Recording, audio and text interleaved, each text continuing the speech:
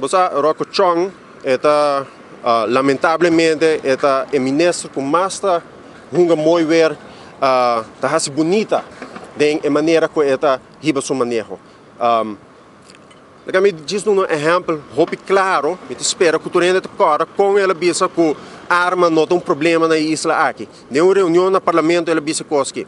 Então, vai wak quanto caso de homicídio, pero no caso de homicídio tiroteio na país aqui. Então, depois, vamos bem o manejo, o tor, vamos wak como vai deal com a arma não. Que men bota completamente desligar fora da realidade. Então, você aqui é mais triste, essa aqui não rende a sali fora do corpo policial. Essa aqui não supõe de sa que trabalha, é supõe de sentir dolor de empregado público na aqui. Então, o que está fazendo? Muito bem. Então, a hora que pleita com a prensa, também está pleita com a prensa. Que men, o que está rocochão? No momento aqui, uma tristeza total. Legal, sali na defesa de sindicato no raro. Sobre o sindicato, avisa que o problema não está. O sindicato indica que a hora que você põe um polícia overtime, tem um impacto sobre a full subida. E também tem um impacto sobre a sua saúde.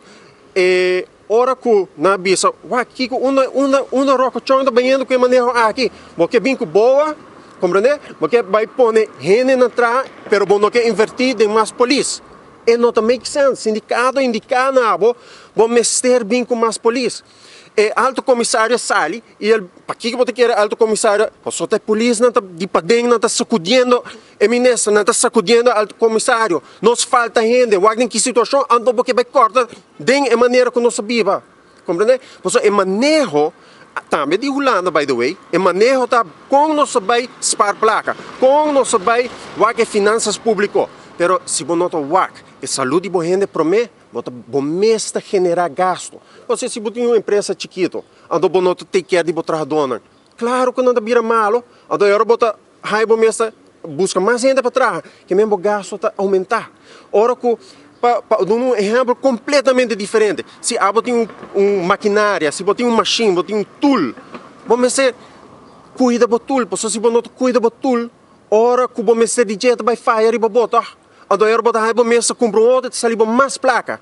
Então, que está de nosso empregado público, que está de ser humano. Se você não cuida do ser humano, o gasto está mais grande. Então, o gasto está estrutural. Você não tem um gasto que você vai acabar. Mas o problema do edifício aqui, vai ser placa um rato de manutenção. Então, a custa vida de gente. E que está mais com vida de gente?